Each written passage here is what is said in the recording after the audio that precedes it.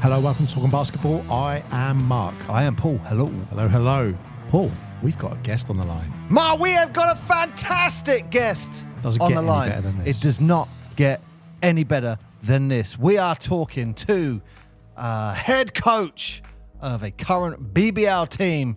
We are talking to former head coach of a BBL team, NBL, you name it, he's done it. Former assistant coach to GB. Mark, without any further ado whatsoever. Yeah, now stand and cheer for your head coach of the Surrey Scorchers, Lloyd Gardner. Thank you. Well, welcome. We've come here rather than play games. That was great. Thank you. That was a good one.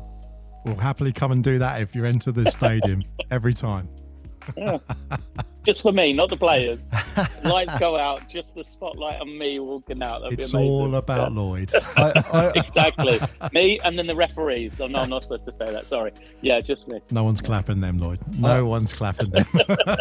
I always feel sorry for the coach from an announcing perspective, because the players get the big now and all that, and then when you finish with the players, it's like, and your head coach for the Surrey Scorchers is Lloyd Gardner, assistant coach, and it's just like, yeah, that's what you guys get. And then it's, and on the table it's like, no one cares. And it's a shame, because it's like everyone around the team is what makes the game, isn't it? But a lot of people don't see that. They just see the four quarters.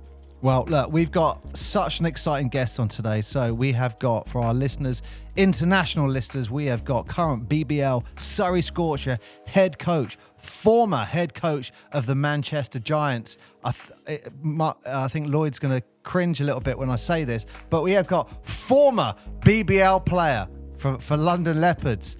And, just, I'll be honest, the stuff that Lloyd's done, for youth basketball and academy and stuff, just speaks volumes and stuff like that. So an absolute fantastic guest today. So Lloyd, we really appreciate you gracing your presence on this podcast. Thank you. No, like I said, thank you. It's a pleasure to be here. So Lloyd, you've come from a basketball family, it's fair to say. And obviously you that was a high standard as well, when your whole family is that's what I was going to say. Everywhere. It's like the pressure's on. At what point do you think, okay, have I usurped now my elders? Is there a point where you've got to and you thought, okay, I got further now, or I got higher now at this point, or I've done those things, and you think, No, to be honest, I mean, my aunts are probably the two that are the most successful, and forgive me for Auntie Pauline and Auntie Shirley, but I think my Aunt Pauline Birch has 100 caps for GB, so wow. She's way ahead of me. I've still got a long way to go to catch her. I'm maybe knocking at the door of some of the others, but a basketballing family, and just something I naturally kind of fell into. Yeah. So you all universally, that's a unilateral hatred of badminton and the badminton lines. Is that correct in that house? 100%, yeah. Yes. I've got kids now. I've been trying to teach them as well. We have a running joke, because my daughter, she came back from school not long ago, and I think she had played badminton and quite enjoyed it. And my wife just started laughing. She was like, "This is, this is the greatest news she'd ever heard, just to wind me up." And I was like, "Nah, for them." Go and tell your dad, get out. You can play netball, but you can't play badminton. It's fine. I guarantee if that had happened in his house, he'd have just snapped the racket. Like, that's not Get happening. Get out. You're We're not sleeping in the doing that. garden. You're disowned. Yeah. I'm not talking about it. But no, I mean, obviously, sporting family. But was basketball encouraged, or was it one that you fell into, as in you grew the love because you were there and around it? Yeah, I think absolutely I grew to love it. I mean, my background is I started playing quite young, but was never forced into it. Just sort of started going to some sessions. So I'd played, but not seriously. Just kind of went to some sessions with other kids slightly older than myself. My first love was probably rugby. I enjoyed playing rugby a lot more than I did basketball when I was really young. But as I kind of got older, I think when I was 10, they had a sports centre was built in my hometown, and that was kind of a catalyst, really, because I had quite a bit of basketball that went on at the sports centre. So that enabled me a facility to be able to access to go, lots of basketball going on throughout the week that I was able to go to. And then as puberty hit, everybody else got bigger than me, quicker than me, playing rugby. And I was thinking, this might not be for me. And at the same time, I was improving as a basketball player and just saw an injury in my future in rugby. And I was getting better and better at basketball. So it kind of blossomed from there.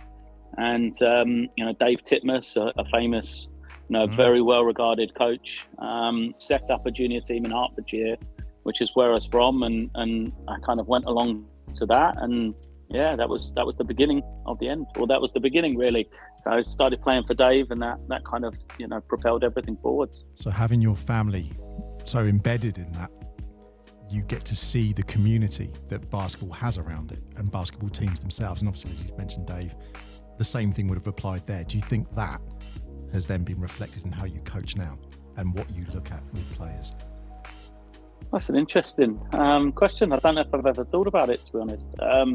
The thing that always makes me laugh is even now, how many of my roots go back, how many of my connections and things go back to those original days, and the things as a player or, growing up. I'll give a great example. Cam Hildreth, obviously very well-known player. I was the team manager for Cam's dad, Danny Hildreth. He was 18 and he was playing on the men's team in my hometown, and I was the water boy. I used to give him water and things like that. And then, Dan Clark is now my GM, but the same, I tell people when I first met Dan, I was taller than him. So that's how long we've known each other, because he was 7 or 8 and he was really, I was taller than him, and he started coming along to the camps and the sessions that I was playing in. I was a few years older than him as well. So I would say, the connections and things there, they run deep. I'd never really thought about how it connects with my coaching and my ethos, to be honest, but there is a lot of similarities. Because you literally had family connected within it, obviously. But, we've seen it with our local league teams, and it's been a family. And when people, are injured, or people leave, or people just get older and stuff, it doesn't matter. You're still part of it. Well, lots of teams use the word something family, like exactly. You'll say the Force family, Kestrel's family. Exactly. I'm not sure if do they say Scorchers family or something like that. It's you see it all the time around leagues. Yeah, I would say that for sure. Before I started coaching professionally, I think that's something that's there. In my time at Barking Abbey, definitely. I'll never forget one of the first years we had Joe Ickenwin, who went on to be Lions captain, and he did an interview, and in the interview, I'll never forget, he said, "I spend more time with my coaches than I do with my parents," and I was like, wow. And when you consider it, it was really true. We'd spend a lot of time with the the boys and the girls. We'd always be together every day. We'd help them with so many kind of different things going on in their life outside of basketball as well. I'd say slightly different in the professional game. It's probably a bit more transactional, which is good and bad. It is more of a business. It is more about winning and losing, and the approach of some players. Sometimes it is a job for them, so they're not as worried, or they don't buy into the kind of the stuff that goes around it. And there's nothing essentially wrong with that. But yeah, for sure, if I look back, even this past weekend, there was a basketball event. There was guys that coached out when they were at Barking Abbey when they were 16, 17. And, now some of the kids we coach, they've got kids and things like that. So probably not going to be long until I'm coaching the kids of people I used to coach. Do you ever walk in somewhere and you instantly see the intensity of the entire gym step up because you've walked in?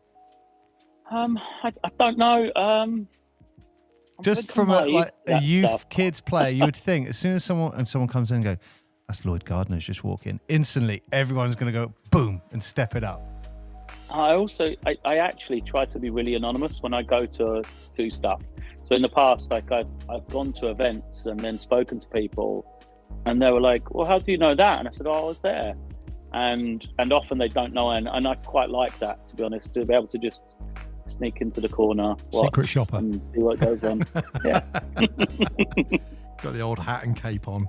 Yeah, absolutely. I got to ask the question, just going back to what you said about that arena that got built. I mean, that seems, I know what you're thinking here. It's absolute integral to basketball development in cities. We got a politician on next week who we're going to be talking about how we can work out getting more investment in basketball and things like that. But we've heard so many people say that arena was the start of, huge careers. Yeah. I mean, facilities are just everything. Yeah. So as I say, like I'm from a small town in Hertfordshire, but the people that have come through, that town, and as I say, like lifelong connections, but just the quality of those people as well.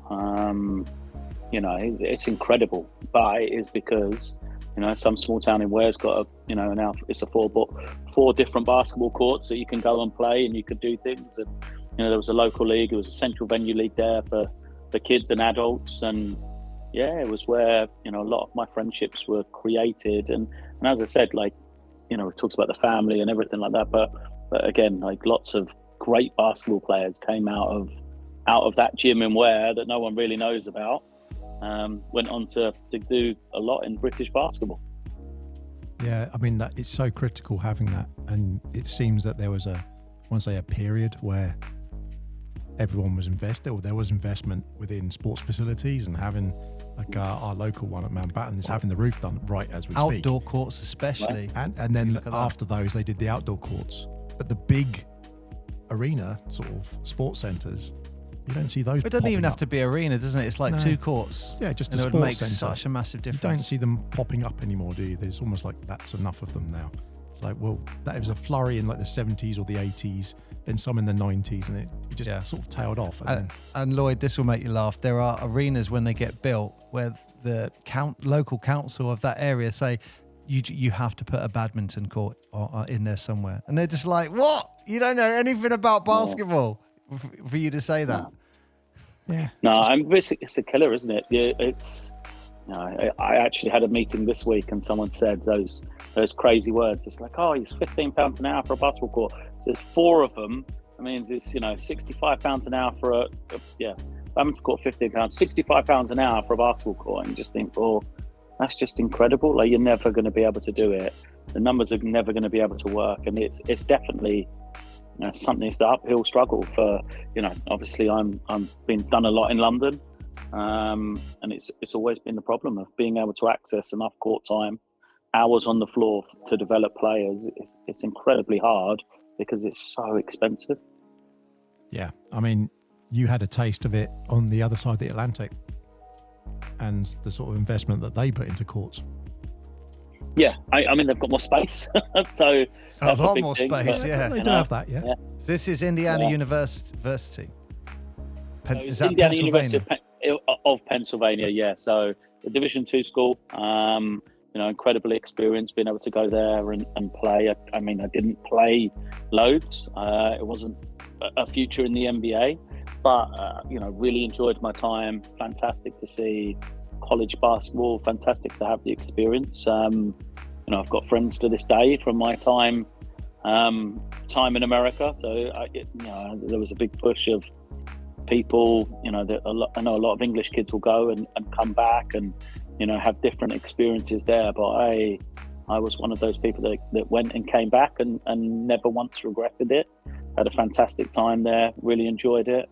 Something I'm very proud of, being able to do that. I think I saw a video which is where your name comes up with all the players in the roster, and it was on the video. And I thought, that just, if you get to that point, you go, that's cool, isn't it? Yeah, when Lloyd was playing, it was in the days where everyone wore really baggy stuff. Yeah. So, yeah. I still do. I haven't given up, Lloyd. I just refuse to grow up. Was it much of a transition going over to the States? Because how old were you then? 18, 19? Yeah. So what I tell people, I find the biggest difference, America's it's an interesting experience because the actual systems of development aren't particularly fantastic. but it's very much a dog-eat-dog environment. So, as you said, they have fantastic facilities. They have a huge, wide base of people that play. And then essentially, they let everybody fight, and whoever gets to the top is the best. Whereas you compare that to, say, Europe, it's like you'd find a talented player, you'd work with them, you'd mold them, you develop them. It's slightly different. And I think what shocks a lot of English people, and the main difference is just the intensity that younger American players play with, and just their desire is probably the best way to describe it. They're just so much more intense than we are in this country. And sometimes it's a real shock to people who aren't used to it. I would say the level in terms of tactical and technical is probably not that different, but just the intensity of the game is vastly different.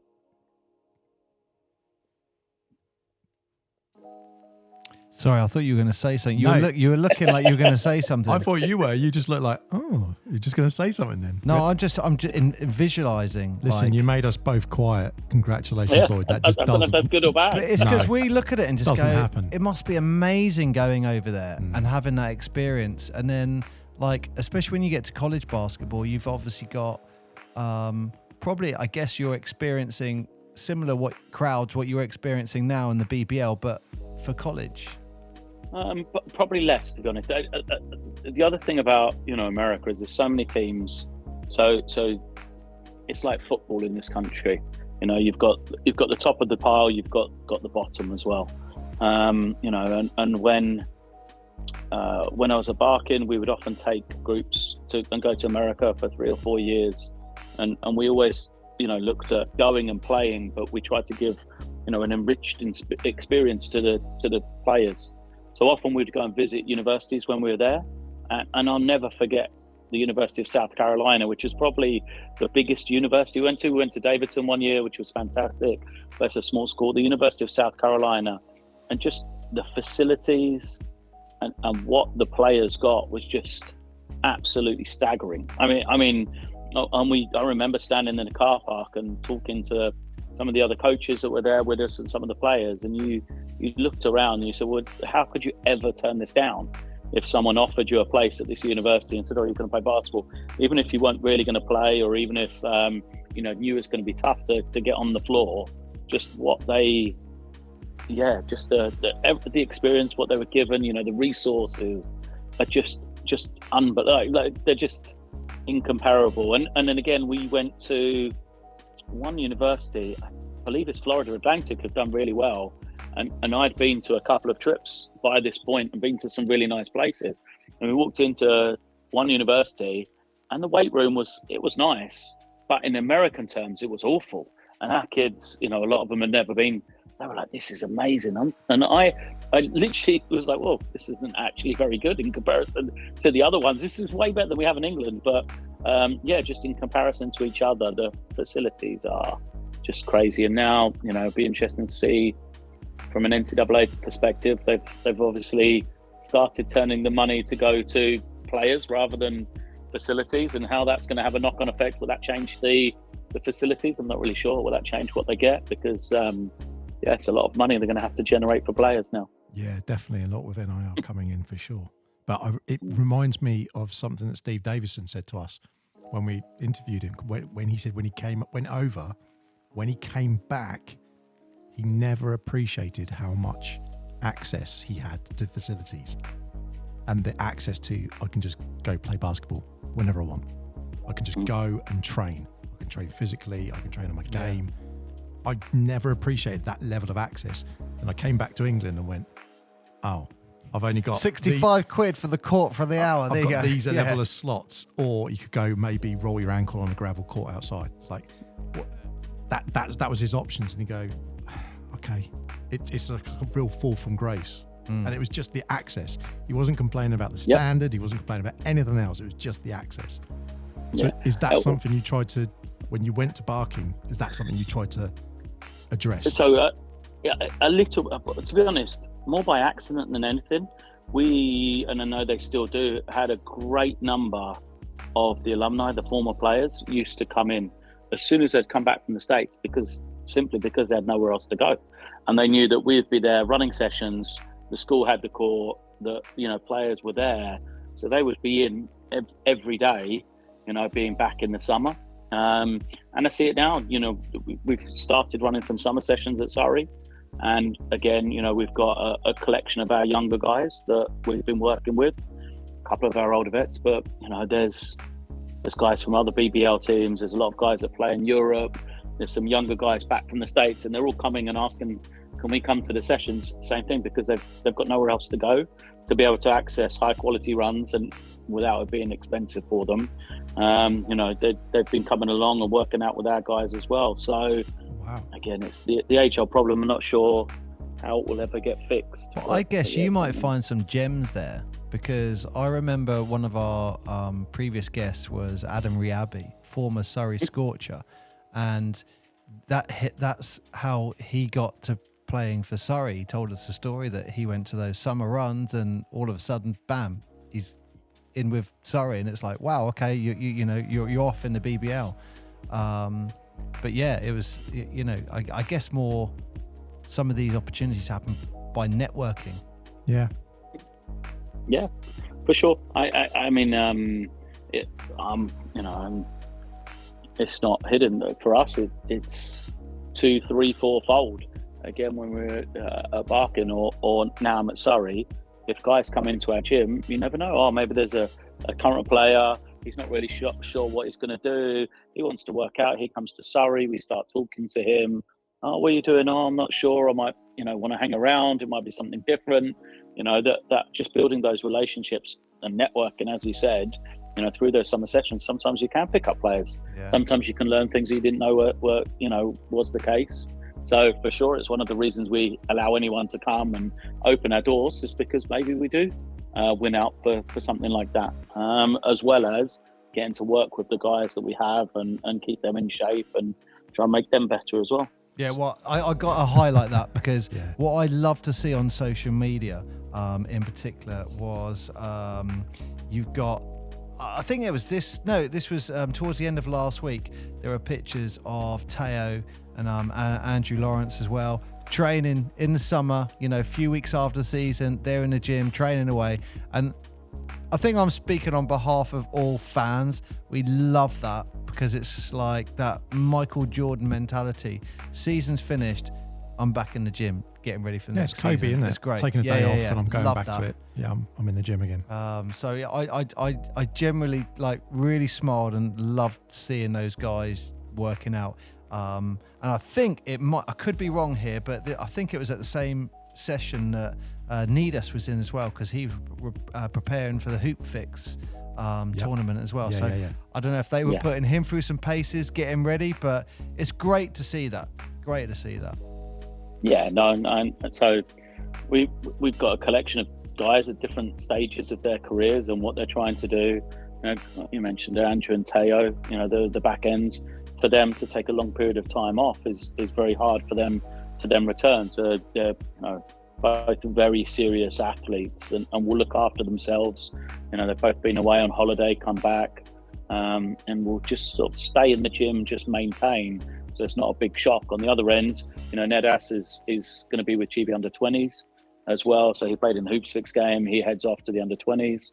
And then we have a team that's going to play in the Hoops Fix Summer League, which starts next week for us. And, there'll be some of our younger guys, or again, someone like Teo may jump in for a couple of games just to kind of, get those legs going and keep running up and down. But yes, we're slightly different than other BBL teams, because we have the link with the University of Surrey, because we have some of these younger guys as well. That we do a lot more, year round than some of the other teams. What's the difference between what a player thinks you need to see and what you need to see from a player? Oh, wow. Do you know what? I think a lot of the time they're surprisingly close. I often, will get players come to, what do I need to do to, what can I do to get better? What should I do? And I always ask them, what do you think first? And more often than not, they can answer their own question to you. Well, what do you think you need to? Oh, well, I need to, my defense hasn't been very good. I need to work on this. And I go, well, yeah, there you go. That's essentially it. I think sometimes, the big thing probably is helping players understand that they don't have to be great at everything. There's a lot of people that are good at most things and then have an exceptional skill in one area or another. But you don't always have to add and be able to do everything, because there's very few players that can do everything and get the opportunity to do everything, if that makes sense as well. So kind of sometimes, I can't do this, so I'm going to add something else, and they would be better served to almost make their strengths even better than spending a lot of time on their weaknesses. And I think that's kind of counterintuitive to what a lot of younger players think, where they're trying to just develop their whole game rather than pigeonholing themselves. But at some points, it's maximizing what you're really good at. No, I really, funnily enough, last week I listened to a lecture, not about basketball, but about IT and technology. And they said the exact same thing about, you got the age-old saying, turn a weakness into a strength. And they was like, throw that out the window, strengthen your strength. And I guess home in on that one thing that makes you special. Dennis Rodman. And Big Dennis Rodman. Yeah. That's it, isn't it? Do you, as a coach, do you want a Dennis Rodman? I mean, he's an agitator, he's a great defender, and he's going to get every ball that goes in the air. He's going to get no points for you ever. ever. But you know where to put someone like that, I guess. Yeah, and I try to often use the example. There's lots of guys playing in much higher levels than the guys I'm working with and trying to develop. And I said that they can't do everything.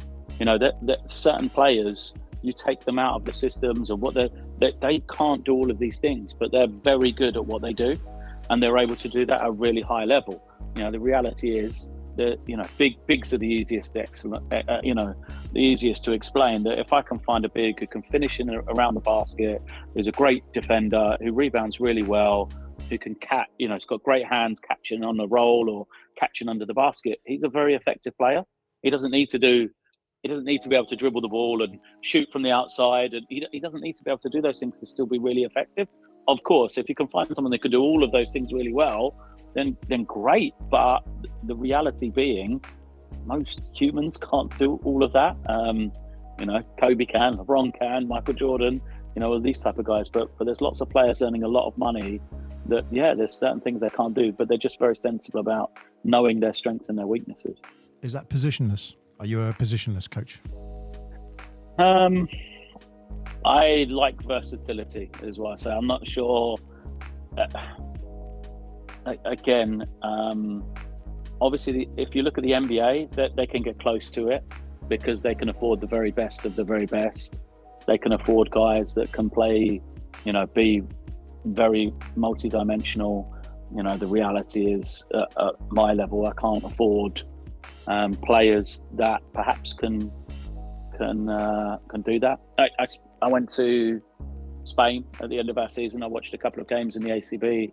A friend of mine is a coach in the ACB, and even he said that in their league in Spain, he said all of the EuroLeague teams use lots of switching on defense.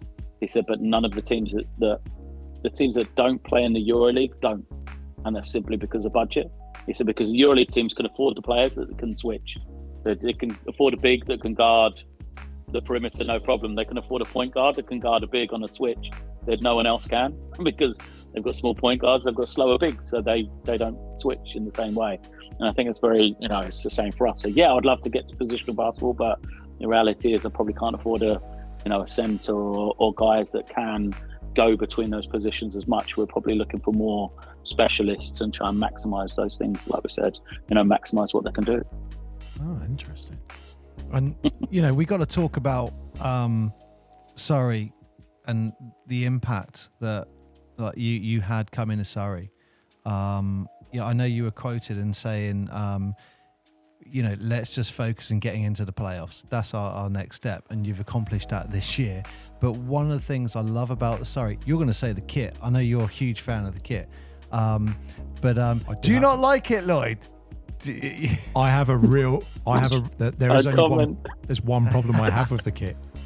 Finish your question. We'll circle back to it because I've got one problem. What one of the things I love about Surrey is they're competitive. Like, so as for example, I'm just talking the actual the championship, the last couple of games. These are your last 5 games. You lost to Leicester by 6 points.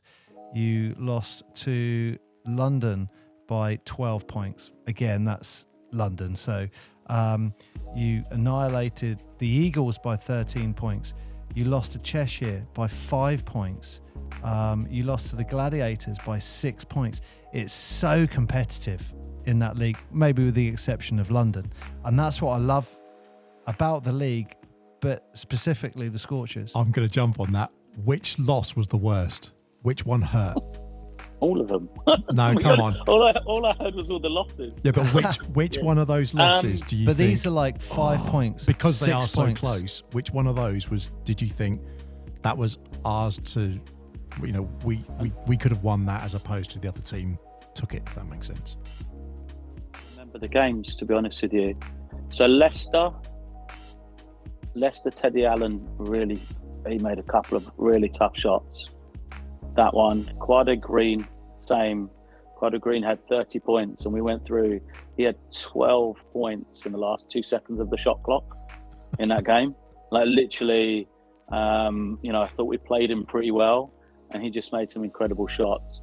Probably the one that frustrated me most was Cheshire, because Cheshire, we hadn't got close to Cheshire in 2 years at Surrey. They've beaten us really badly every time, it feels like. And we were up and we were playing well. And LaQuincy Rideau, hadn't shot the ball well for 3, hadn't shot the ball well from the free throw line all season. And the averages and the numbers tell you that that's what you should give him. And I thought we played a really good defensive game.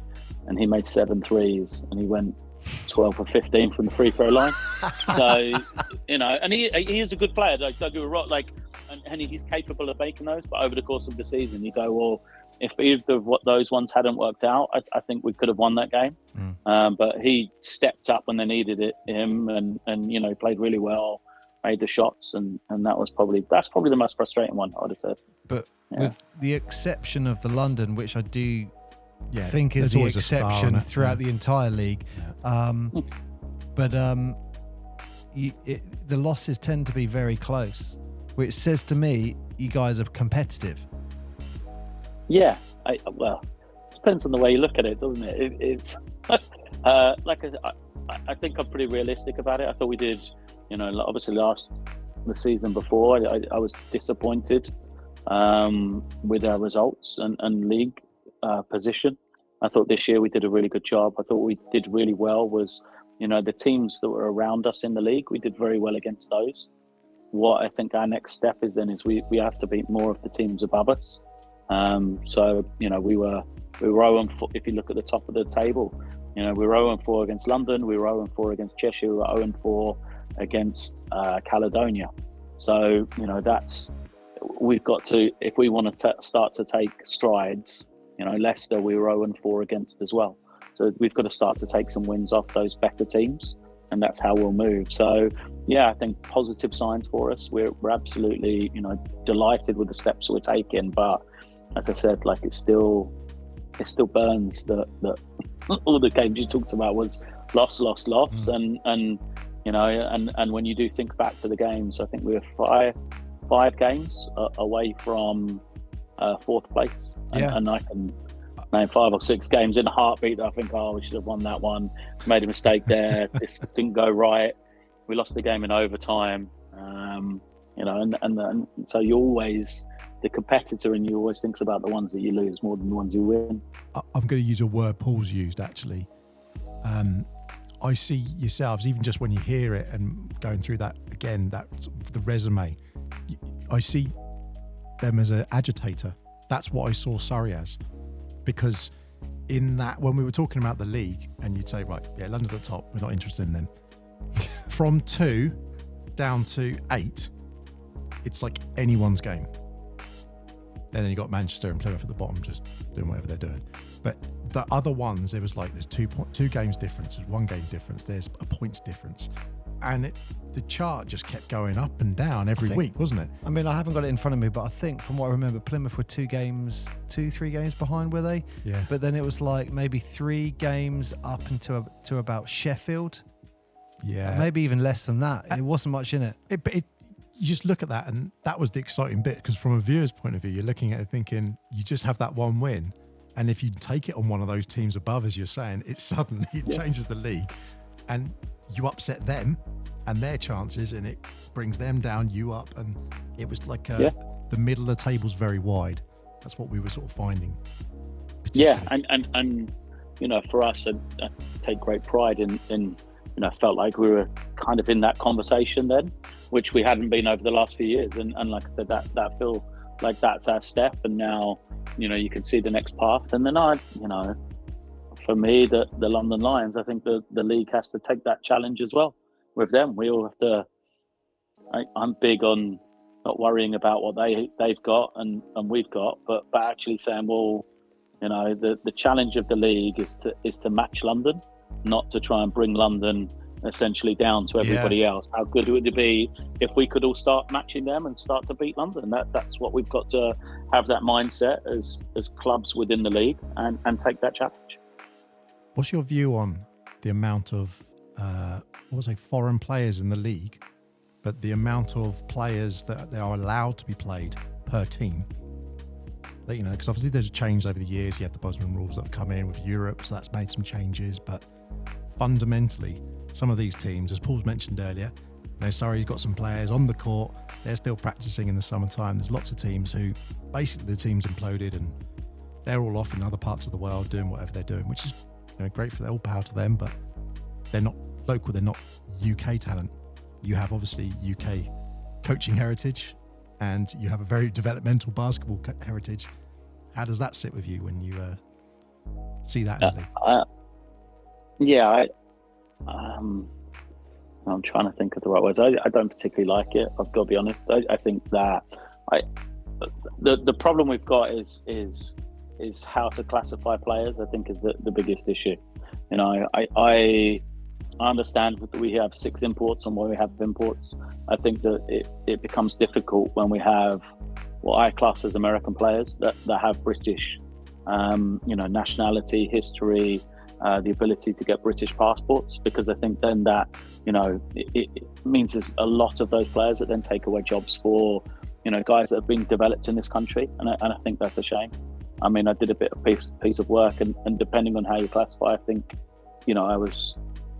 I think 35 is probably the right number for British developed players within our league, which I just think is not enough. Really? Yeah.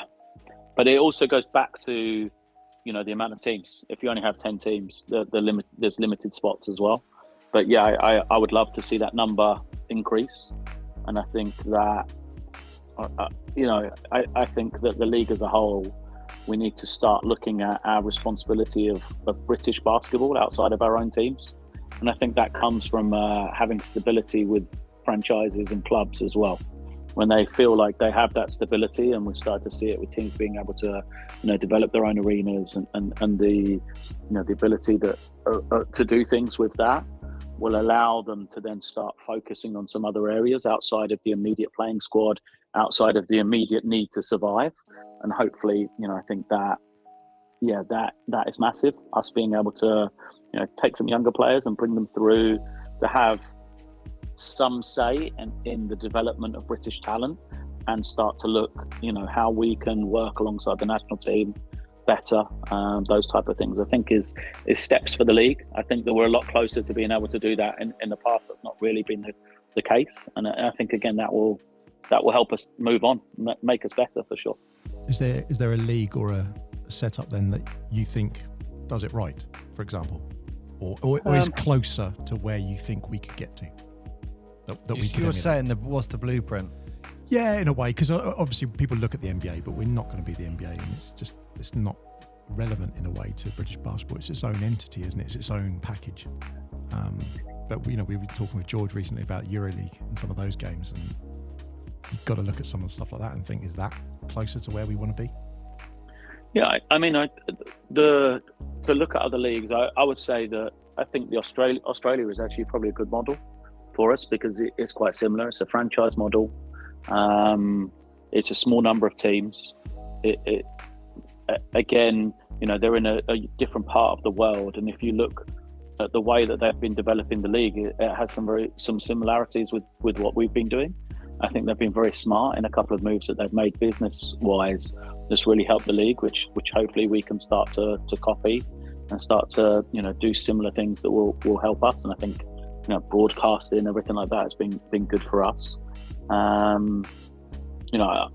have talked about the Espoir system in France as well. I think would be a good addition to the British League. And I know I saw Dave Forrester had kind of talked about this before as well. So in France, they have essentially a second team for all of the pro teams, and they will copy the schedule of the pro team.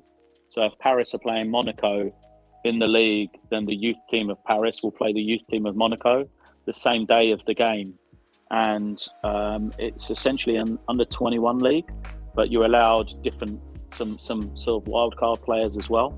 And often the players will then play in the Espoir game a few hours before the pro game, and then 2 or 3 of those players may then be on the roster for the pro game, being 10, 11, 12 or whatever it is, and you have the flexibility to move people up and down. I think that's something along those lines could be something that we look at. And again, I think the BBL teams, the British League teams will look at the cost and perhaps don't have the spare capacity to invest a lot in youth teams at this moment in time, but something like that may work. Something I think would be valuable. I think with the Australian model as well, the fact that their main sponsors Hungry Jack's makes a huge difference. Having a giant chain behind you, I mean, massively helps too. And just in Adelaide, where I was, like 10,000 people go and watch a basketball game. I mean, that's great. But they themselves had, league issues in like 2015. Someone came in and re-injected a load of cash into the NBL in Australia to reshape it. Like you said, Lloyd, it's like 10 teams and stretched over. It's its own geography, essentially. But one of the things they've done is they've capitalised on the movement of players because they're not tied to massive contracts. A lot of these players are maybe doing potentially a 2-year contract. So there was a concern that the UK and the BBL might become a lily pad, so to speak, in someone's entry into Europe. I mean, is that something you look at as a coach? I mean, again, I think the European stuff helps our league, but I think that all the teams will never be able to go to Europe. So therefore, we have to look at what we're doing as a league. And some of that will be, London Lions being in Europe has helped. But I would say actually Newcastle and, same with Caledonia playing in Euro Cup, but Newcastle and Bristol playing in the NBL has massively helped the level of the league as well, because it's put them against leagues. Those teams have played leagues or teams from other leagues, which historically we've been told are better than the British League. And they've beaten those teams convincingly. Yeah. So you say, well, Bristol and Newcastle, within our league, they didn't have great finishes. It wasn't that they were second and third in the league, and yet they both made the semi-finals of the NBL and did fantastically well in Europe. So I think that helps change the dynamic as well, because some people will look at London Lions and similarly say, oh, they've got a big budget, that's why they're doing very well. The British League still isn't good, but when Bristol and Newcastle and Caledonia are going into Europe and outperforming and winning games against good teams, I think that massively helps us as well. So and to go back to the Australian model, the Larry Kesterman, who was the owner of the league, he's invested a lot of money, and as I said, I thought he's made they as a whole have done some smart business decisions, and they're now starting to kind of get to the point where it's where the league is breaking even, where it's generating money, where he's removing himself from different systems, but there's been a lot of money that's gone in. So do the people in this country, it's chicken and egg, isn't it? It's like, well, you can put some money in and hopefully that kickstarts it, and hopefully that generates the money in the longer term. But how much money do you have to do that? How long do you have to put the money in? I'm not smart enough to know those answers. And I'll go back to one of my original questions. Do you think it starts with arena and facility? I think it's a massive part of it, right? Like it has to be. You have to have to continue to grow the league. Yeah, we have to keep looking at facilities. If we're looking just in our league specific, and I think that will probably be never ending for us. I think that it's been great that some of the teams have now started to get to their own arenas. Obviously Bristol, hopefully that one's going to be coming soon, and then we have to start looking at the next teams and the next teams to try and grow it constantly. I don't think you'll ever get to the end of that. And it's a tough battle in the UK there. As a team in the BBL, do you relish the chance of expanding the number of teams in the BBL? For me, it's about quality more than quantity. So I would love there to be more quality teams, but I think that I would rather have the quality than the quantity, is my opinion. I think that if there's teams that are capable of coming into the league and being run well and being competitive, then yes, absolutely. I think that we should be looking to expand, but at the same time, I think that there's no point in expanding just to have another team in the league, because I think that actually hurts the product all round, more than having 10 teams. Yeah, it waters it down. Then, like, if that team then went in Europe and gets killed, it's going against your point you made earlier. You want these teams going. You want these players looking at the UK as like, this is an attractive prospect. I think as well, there's the other side of the coin where we've seen some NBL Division 1 games, and you think the quality there is good. The quality there is, what's the step up between that and going to the BBL? Well, you have had some teams in NBL Div 1 that have taken on some BBL teams. Historically, yeah. I think you would say Solent Kestrels. Yeah. You could argue they, I think they went up against Newcastle. I'm trying to think who else it was. It wasn't Reading. There was another team. No, you had Derby Trailblazers. Yes, they did all right. Derby beat Surrey. Oh, was it Surrey, was it? Yeah. I generally didn't know that. Yeah. But you've had some teams. You've had wink, wink. Didn't know that. You've had I generally didn't. You have had some teams. We had the Derby Trailblazers head coach on 2 weeks ago. Yeah. So I remember him saying they did all right against in the BBL trophy. I think that was. He said. Yes, it was. Yeah. But yeah, no. So there it's are a shame they teams missed that are competing there, but I guess it's the whole financials, the stability.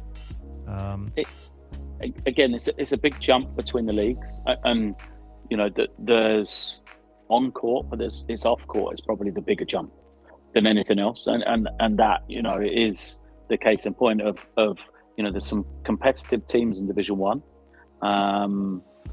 But the reality being, do we want another team coming into Division 1, into the British League, that has capacity of 600 seats in their arena? Well, really what we want teams coming in that are playing in 2,000, 3,000 seat arenas. And for a lot of the NBL teams, then there is a massive jump of just how their model operates and what they can do to jump between the leagues. So I think that in a similar way, we talk about the British League. I think the NBL also, it can take steps forward where it can really push the teams and really build and get better, because it's a fantastic product. I coached in it for a number of years and everything like that. So, I know the clubs that are in that league and do a great job. But some of them, I think, would struggle to go to the British League just because it would essentially lose what they are as clubs. It would really change the dynamic for them.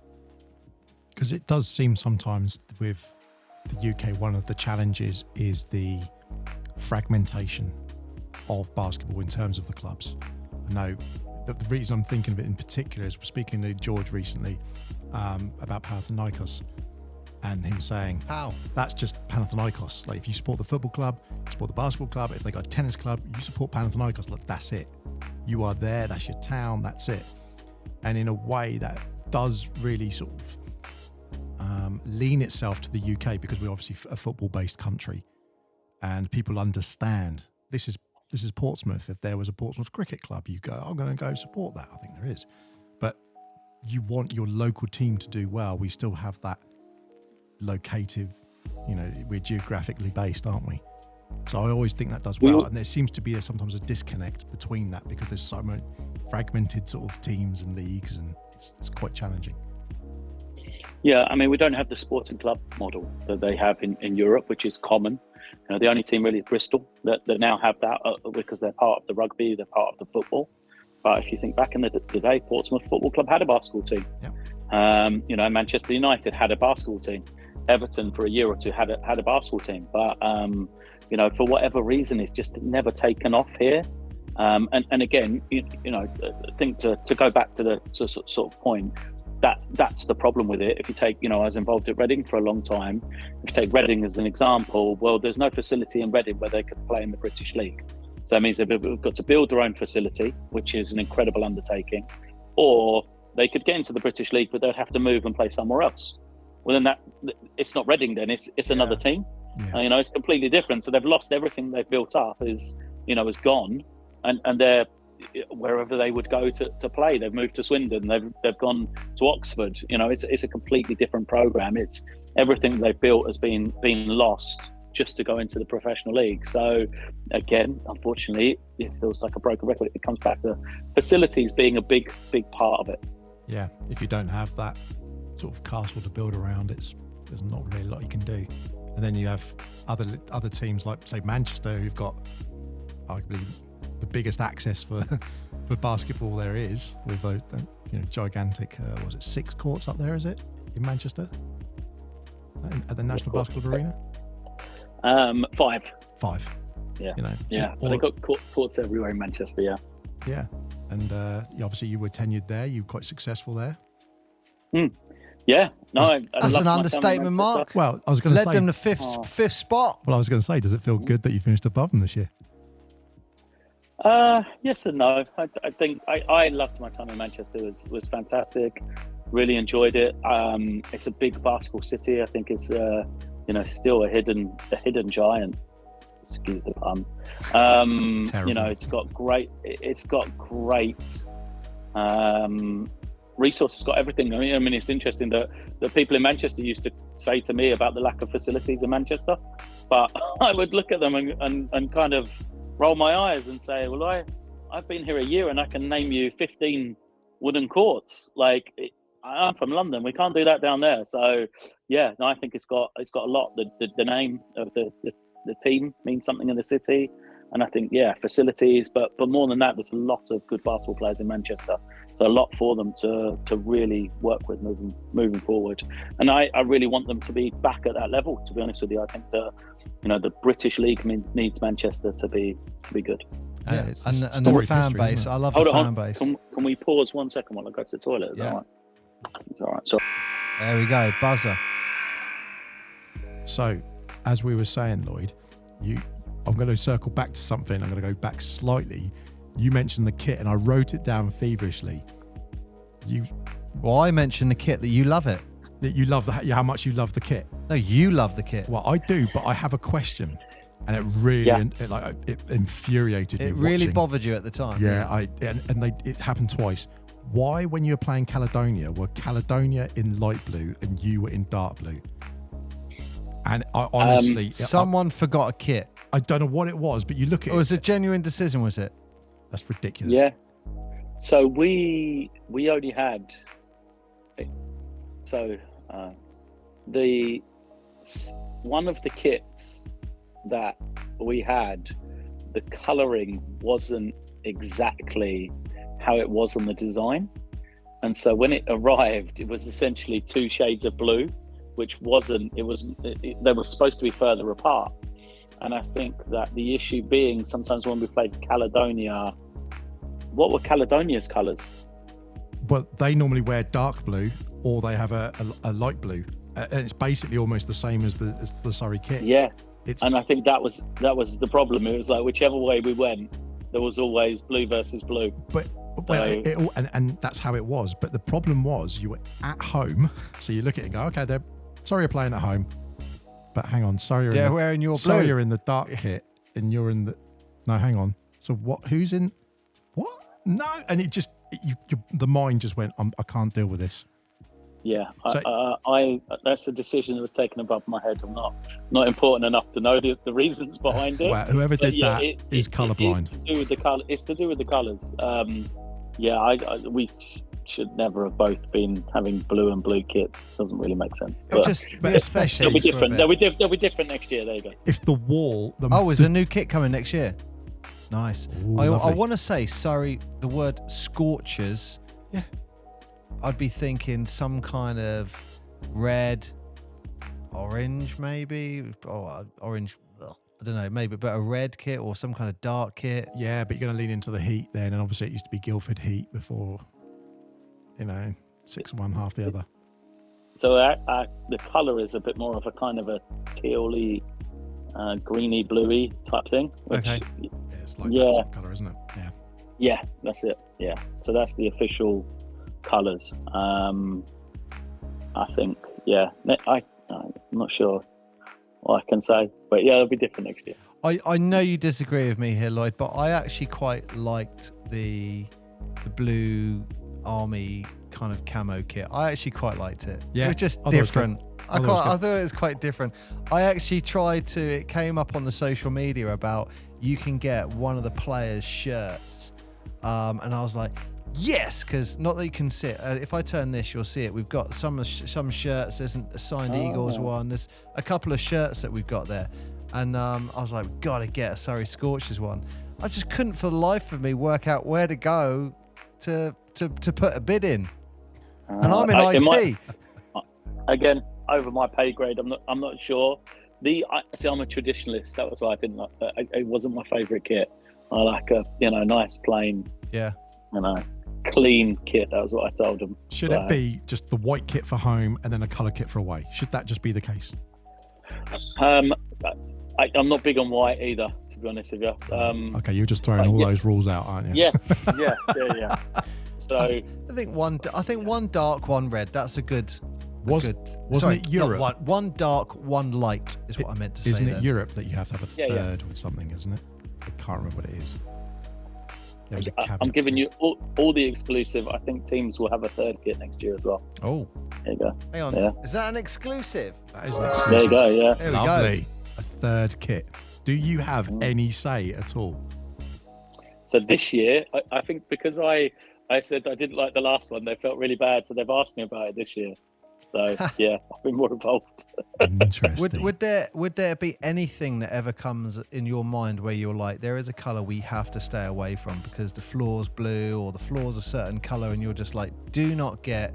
I think the famous one was a grey kit. The Manchester United had a grey kit. You remember? They changed it at half time. No. Alex Ferguson. No, let's talk Is there about. anything like that with you? If you're talking about rubbish grey kits, let's talk Sheffield and their rubbish grey kit. I like the Sheffield's kit. Rubbish. I like it. Rubbish. I don't mind the grey. I'd go grey ahead of white. I think it's better. But no, I can't think of any. Again, I think it's the design, isn't it? It's the pattern, and I think the balance of, like I say, I'm quite a traditionalist when it comes to stuff. But there'll be some little bits here and there to throw in. When we were in Manchester, obviously we had the retro night, which was just a fantastic idea. Where we wore the old Giants kit, and Leicester had their old school Riders kit as well, and I just thought that was really good.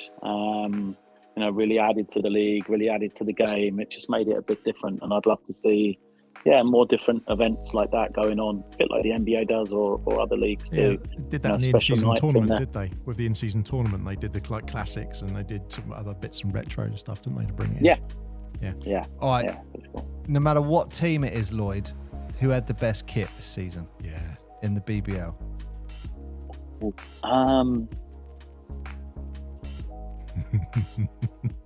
I'm just trying to go through them. Do you know, I will give credit. I don't know if it was the best kit, but excluding the Surrey Scorchers, Of course. the best branding for me, Bristol. Yeah. Yeah. Love that logo. You like the logo, don't you? And all the kit. I just like, I think their kits are always well designed. The merchandise they have is always really good. You know, I think that there's, I go Bristol. They pulled off that Miami Heat, the pink and the neons. They picked that up, didn't they? They ran with that, and that was tidy. Well, you know, I think imitation is the best form of compliment. It is. Is that saying something like that? Flattery, absolutely. Yeah. But like Caledonia, they were having the tartan down the side. Thing. That was really good. That's a nice touch. It'd be even better if it was actual tartan. The actual material. Anyway, right. Let's get back to Lloyd. So Lloyd, you were in the States. I mean, this is going back. You were in the States, but you left the States early to come home to go to Reading. Yeah. So why did you leave? Just purely basketball, to be honest with you. You know, the from a basketball perspective, it wasn't going the way that I wanted. I enjoyed it, you know, but I felt that there was no, you know, I was traveling a long way. I was living away from home, etc., and I wasn't really getting the basketball experience I wanted. So I ended up coming back to university in this country. I went to Reading because Dave Titmus, who was my youth coach, was at Reading at the time. So I looked at different universities that were attached to Division 1 programs. Reading was one of them. And because Dave was there, it was a nice, smooth transition. I knew him and he knew me. And I had a great time in Reading while I kind of finished my degree, while I studied there. Really, really enjoyed it.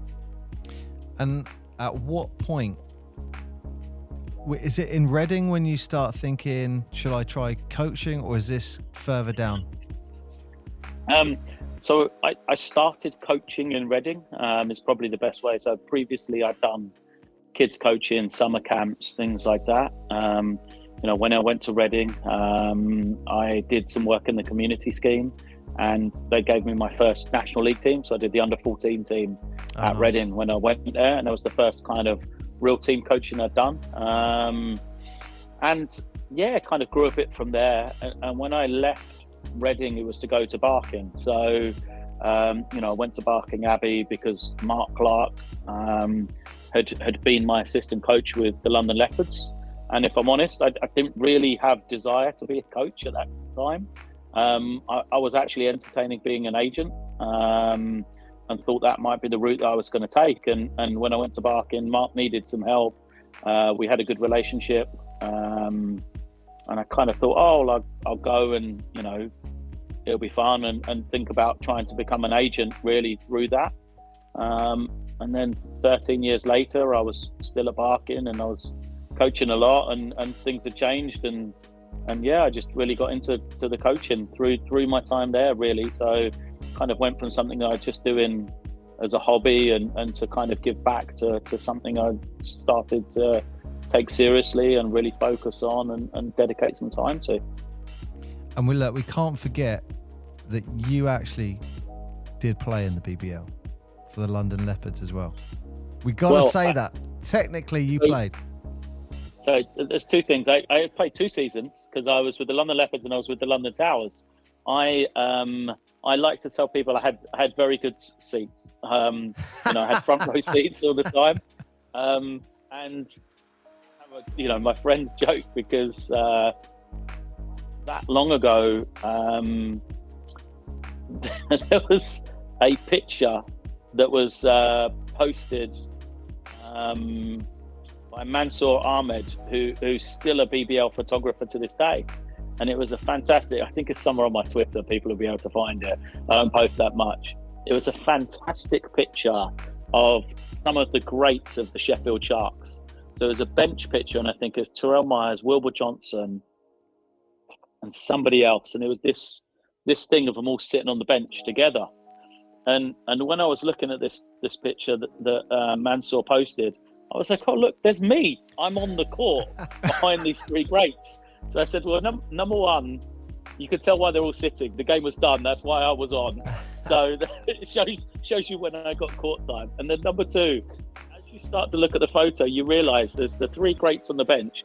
There's me, but there's no other players anywhere in the picture, which shows you how Sheffield used to guard me when I did get on the floor, because I was that bad. So yeah, I practiced with some really good players. I occasionally, minute here, minute there, saw the floor, but not to. That was before I went to the US, actually. So, it wasn't something I did. I didn't get loads of court time at all, but like I say, great experience.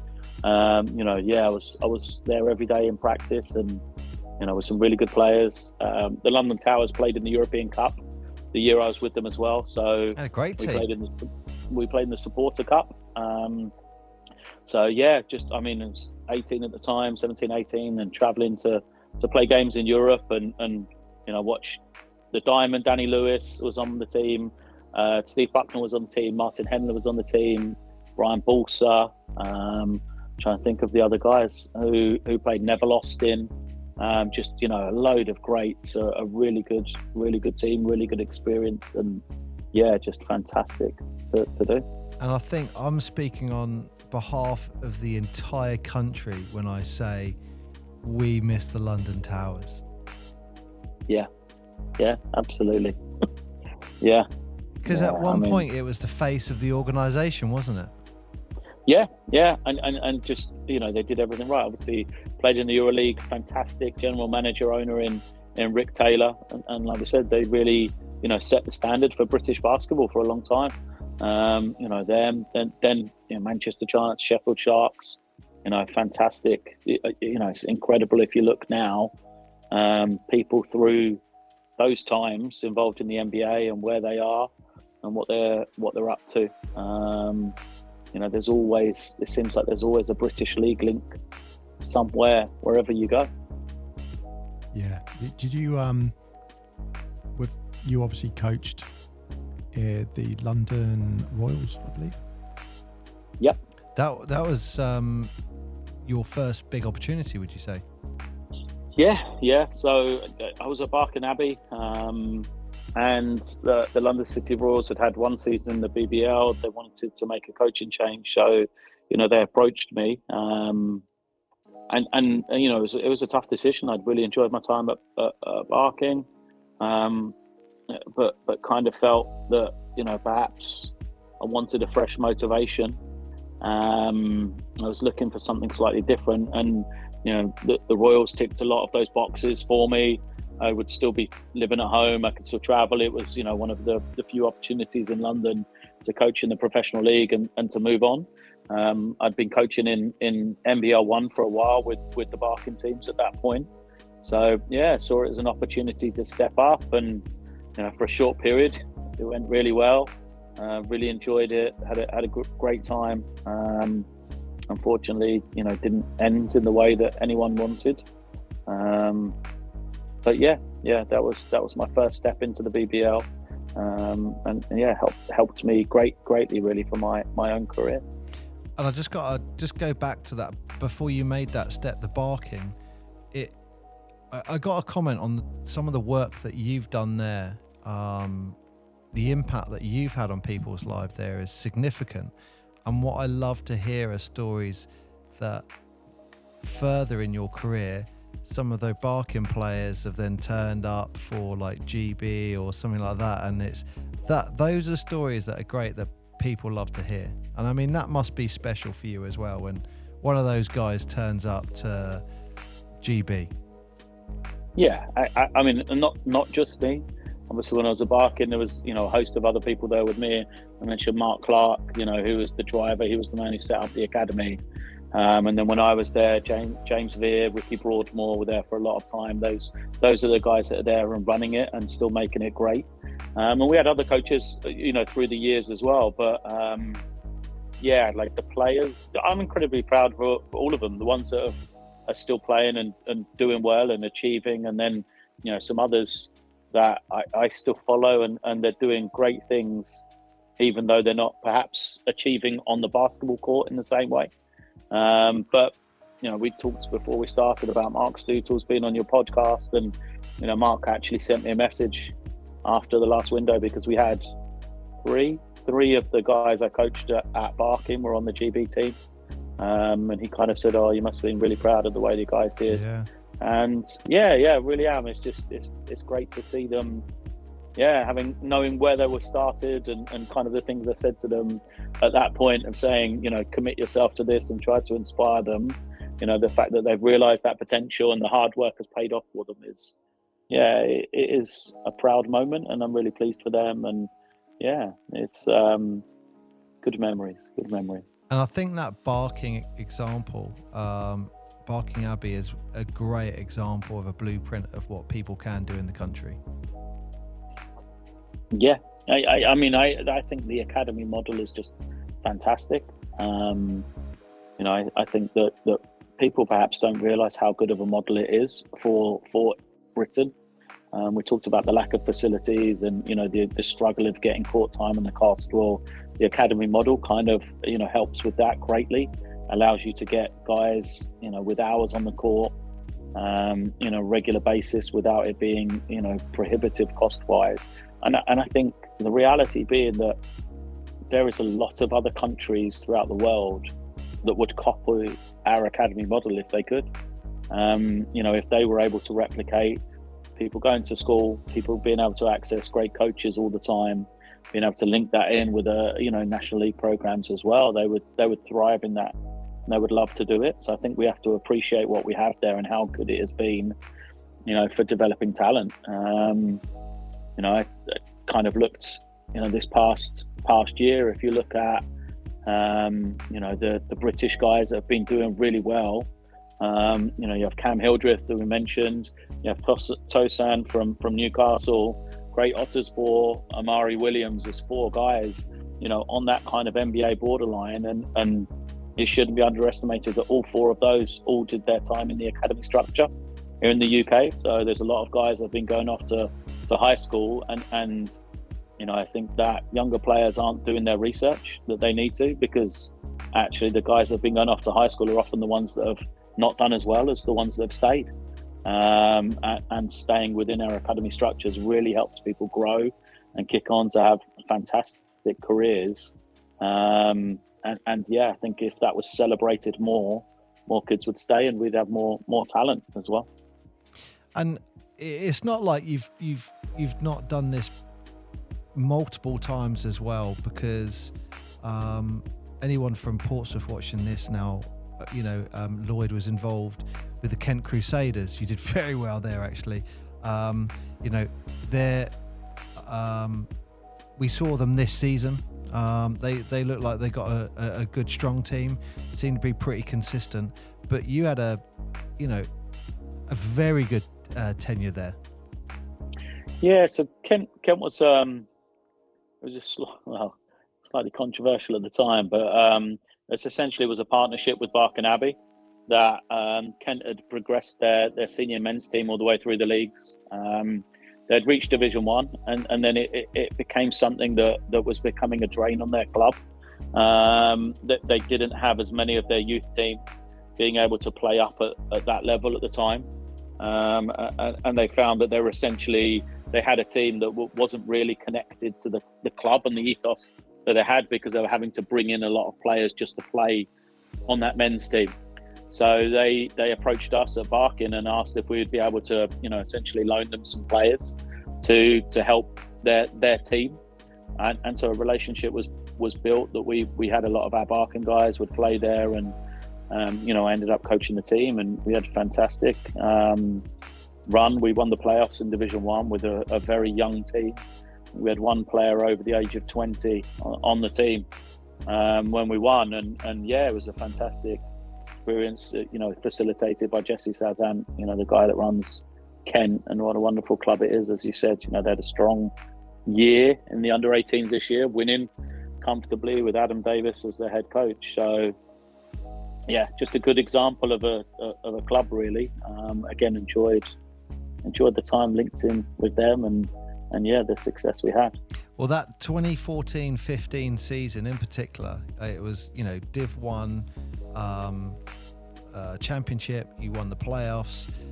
You personally got the Division 1 Men's Coach of the Year, which I actually genuinely love that award, because I always look at that award as the up-and-coming coaches of the future. There are multiple examples of people who then go on to the BBL. So it's people who are winning it now. I'm always looking at going, I wonder if what happens to them in 10 years' time. Yeah, I mean, it just sounds like an amazing time for you in your career. Yeah, it was, and a fantastic. We had a really strong group. Barkin, Josh Steele, who plays for me at Surrey, played on that team.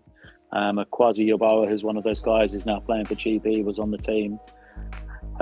Just a couple of other guys who unfortunately, from a basketball perspective, never carried on with their career, had some injuries, that derailed some of them. But yeah, just a group of guys. Thinking back, I can, that really just mixed together really well. We had an American with them who was a very good player as well. A real leader, was able to just mix in and play with a group of kids who sometimes that's a different experience, but he did well with that. And like you said, I'll always smile when I think back to that season. It was a great season. Just some good memories, some good times. Well, our listeners can't see you. We can see you. You're lighting up. Your whole face is lighting up when you're talking about them. I love the fact that team in particular, like majority of the players were 19. I love that idea, and they're taking on Div 1. That sounds great. Yeah, and like I say, it was, so we kind of had a team. We called ourselves the comeback kids, because we just had a grit and determination with that group. They often went down and just didn't really stop. And I remember we played Manchester in the final, and it was the same thing. We got to halftime and we sort of said, like, we were down, and we just said, this game is perfect for us. Like, everything is going right. The scores are relevant. We were very confident that the game was eventually going to turn in our favour, and that's exactly what happened. And like I say, some good memories of some of the players on that team. Two of them still went to college in the States, still live out there now. One is back and coaching. One is a pilot. Wow. And then like I say, two of them are professionals now. One plays for Reading in NBL 1 as well. So yeah, just a great group of guys. I still see them around. They're all still really young. So it's good to see them, and we share some good times, good memories. And you've got that experience going throughout the NBL, and starting from under 14 National League. And so I've got a question for our aspiring coaches. So that jump from when you first went into under 14 National League to where you are in NBL Div 1 to now where you are in the BBL, what are those jumps like? I would say the difference perhaps for me is I did a couple of teams, like I say, National League with Reading, which was great to just get my feet wet. Matt Johnson was a good mentor for me in Reading at the time. He's someone who really focuses on the coaching within the club. So I was living with him at the time, so we were able to have good coach conversations and really make you think.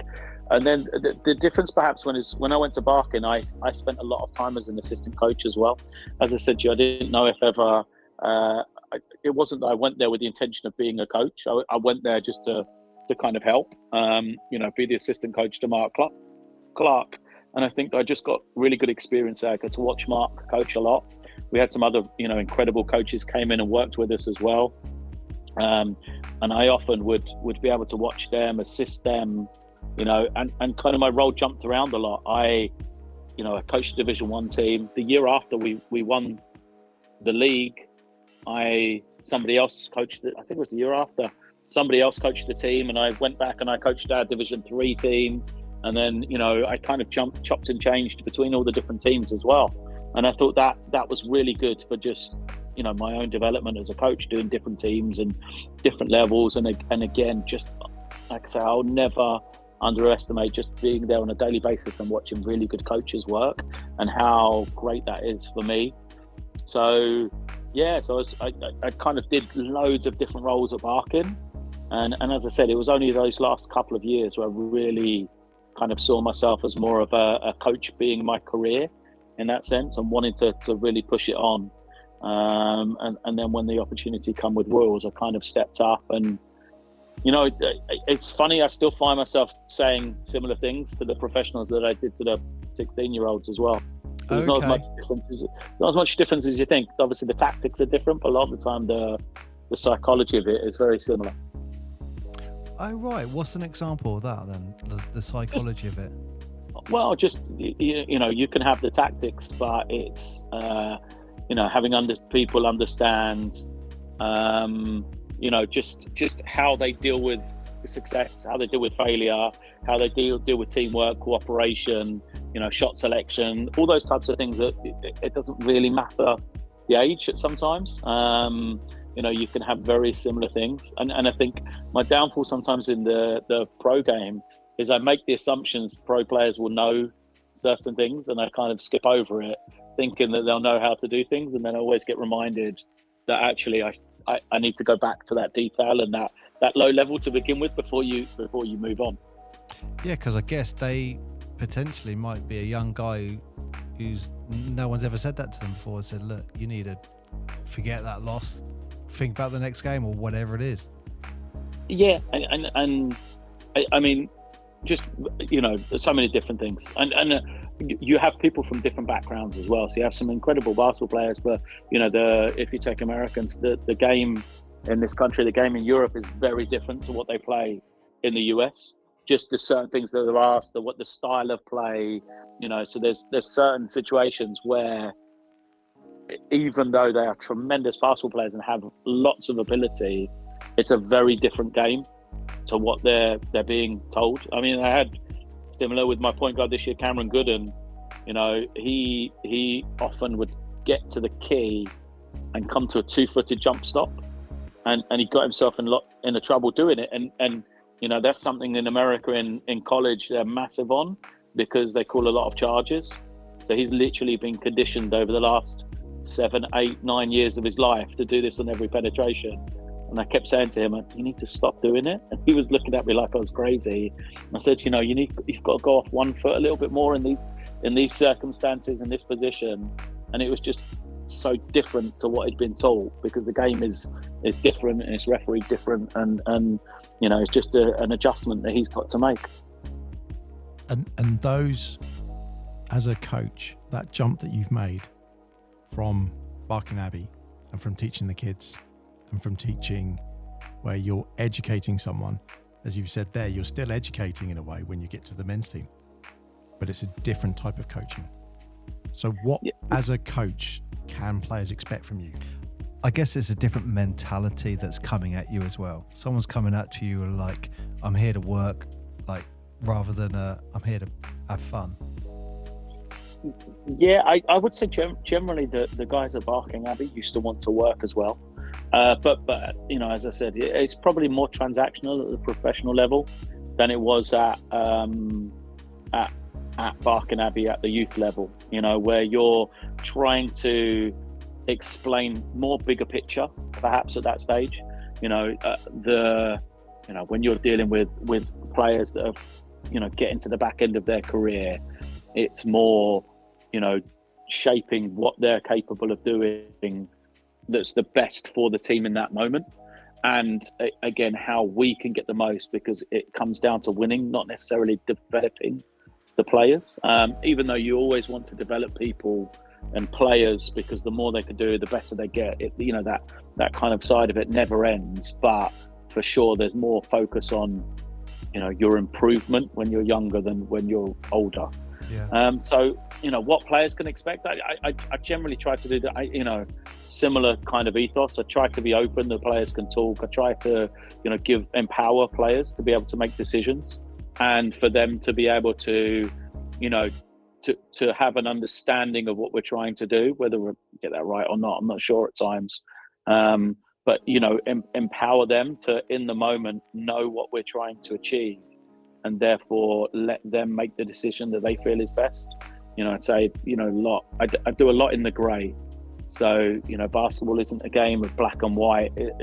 There's bits of grey in the middle where you have to choose what you're going to do in what situation, because we can't go through every scenario, every case, every point of every game. We're never going to be able to practice it or tell you what to do in each of those scenarios. So, we can talk to you generally, but a lot of the time is in the grey, and you have to make the best decision. Where are you going to stand on the floor? Well, who's got the ball? Who are you guarding? How good is he? How good is he? How good is he playing at the moment? How good is your guy playing at the moment? What's the time? What's the score? What's the situation? Are they looking for a 2? Are they looking for a 3? Where are the other guys on the floor? Who's guarding the guy who's got the ball? These all factor into just slight nuances on what you're doing that might be slightly different. So if I tell you have to stand here exactly in this position, well, for different sets of circumstances, that could be right or that could be wrong. And you have to know and have the freedom to make those decisions in the moment. And sometimes it works and sometimes it doesn't work. That's what I say, it's a tough one, but I try to empower the players to do that, which is, always a challenge. And some players like it, and actually I found some players hate it as well. They want me to tell them specifically where they should be at all times, and it annoys them when I don't.